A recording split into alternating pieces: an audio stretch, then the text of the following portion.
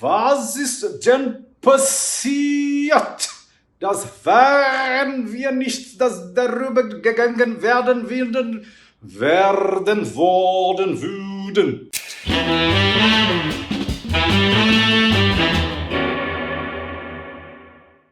Charlie Chaplin chega a desafiar a lei da gravidade, meus amigos. Naquela época, o Chaplin pagou 2 milhões de dólares do próprio bolso para realizar o filme que ele queria.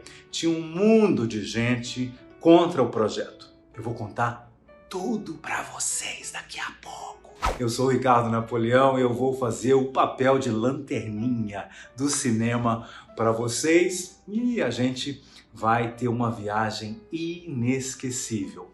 Já se inscreveu no canal? Tá na hora, hein?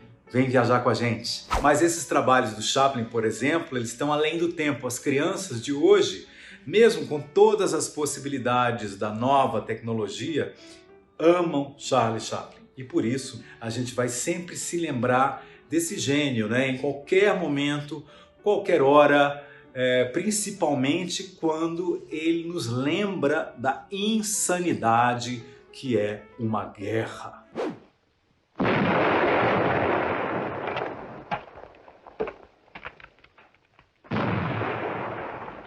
In the last year of the World War, the Tomanian nation began to weaken. Behind her lines, revolution had broken out. Hoje nós estamos vendo algumas cenas do filme O Grande Ditador, que é uma comédia realizada, imaginem, em 1940. Poxa, o Hitler tinha assumido o poder na Alemanha em 1933 e o Chaplin resolve criar uma comédia a respeito do dito cujo. E não se esqueça, além disso, olha, fui falar no dito cujo, bateu a porta. Não se esqueça que vai ter a dica de filme imperdível para você ver ou rever no final desse programa.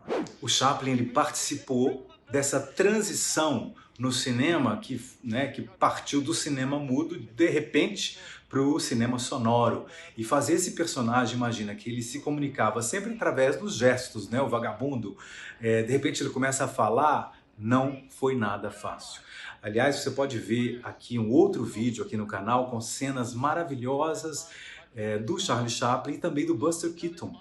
Né, todos esses dois gênios da criação de cenas onde o gesto e o movimento eles são capazes de tudo.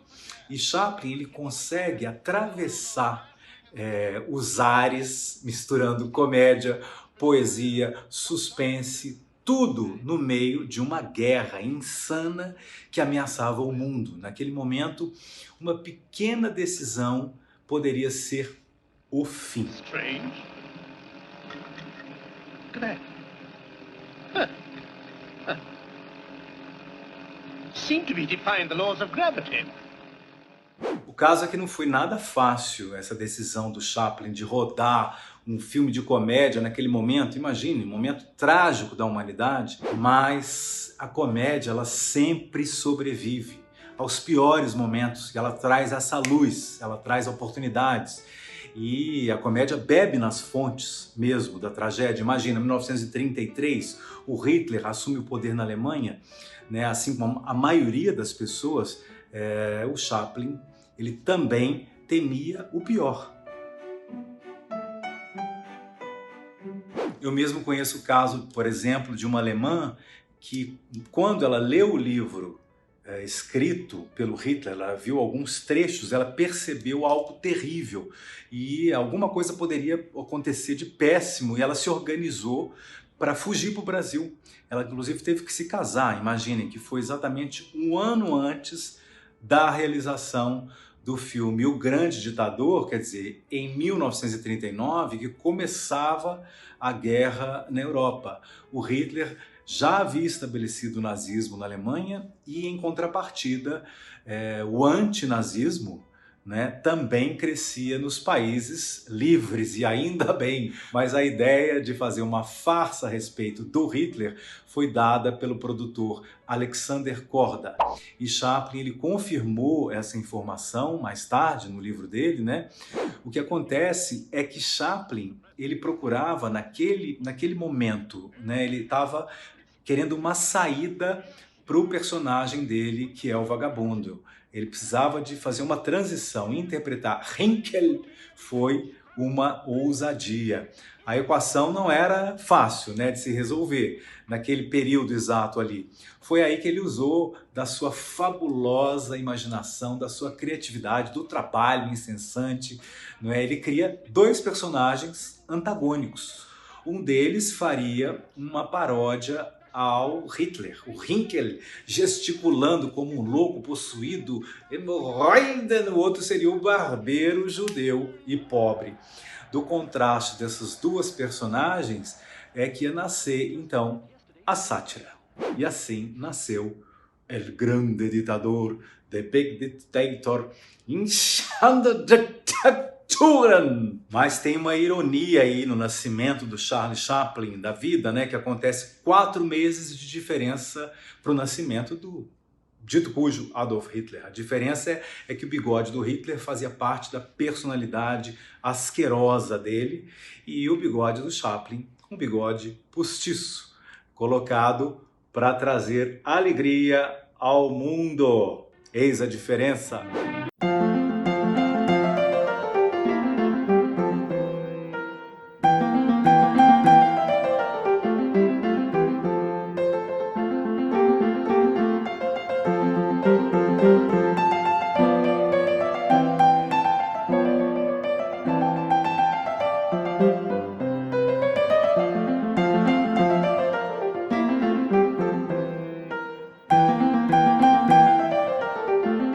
Mas antes de fazer o filme, né, como muitas emoções estavam envolvidas a respeito desse tema, guerra, né, o Chaplin ele decidiu dar uma sondada na opinião pública e ele libera um esboço do argumento do filme em um jornal em 1938. Quando a ideia ela foi conhecida, né, por alguns setores dos Estados Unidos, algumas pessoas começaram a ouvir, o argumento criou um problema, um mal-estar. E um filme como esse ele não poderia ser exibido, por exemplo, na Alemanha, jamais, no Japão, na Itália, na Espanha. E muitos países eles tinham simpatia na época pela Alemanha.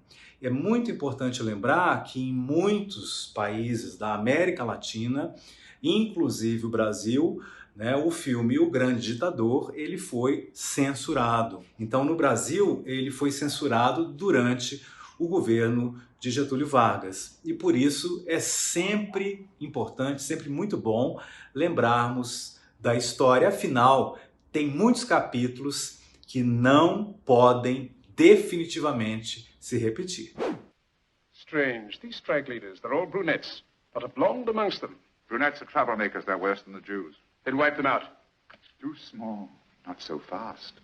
We get rid of the Jews first, then concentrate on the brunettes. We shall never have peace until we have a pure Aryan race. Mas o Grande Ditador quase não aconteceu também. O Garson Kanin, que é um diretor e o amigo do Chaplin, ele conta que em uma noite eles estavam jantando, né? O Chaplin, a Paulette Goddard, que é a esposa casada com o Chaplin, né? E aí começava uma conversa e tal sobre a possibilidade, né, de se fazer o filme ou não. Quer dizer, o Chaplin estava muito contrariado mesmo, porque a pressão era muito grande, as reações, a oposição ao projeto, os jornais, fake news. No jantar, o Garson ele falou o seguinte para o Chaplin: olha, eu não sou crente, né? Toda vez que uma pessoa chega e fala que algo é sobrenatural, eu saio fora, eu não gosto, não acredito. Mas às vezes parece que tem alguma coisa no destino que é algo de estremecer, Chaplin. E esse eu acho que é um dos casos. Aí a Paulette Goddard ela ficou curiosa, ela queria saber, né, de que o Garson estava falando. E aí ele complementou: bom, eu afirmo que tem aqui um momento na história da humanidade, né, quando a civilização ela conheceu o seu pior vilão, que é o Hitler, né, e ao mesmo tempo o melhor comediante dessa mesma civilização, que é você, né, lá na mesa ele falou, e eles se assemelham fisicamente. Pensa nisso, Chaplin. Parece incrível, mas é assim.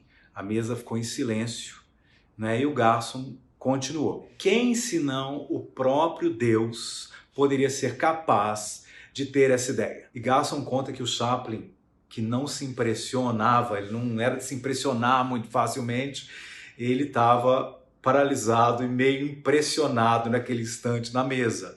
O Garson conta que o Chaplin baixou os olhos e começou a dizer: eu não sei se... Claro que você sabe. Você não tem que decidir sobre esse filme, pois já está decidido. É algo inevitável. Aí uma longa pausa aconteceu, eles terminaram o jantar, o Chaplin acaba dizendo: talvez você tenha razão.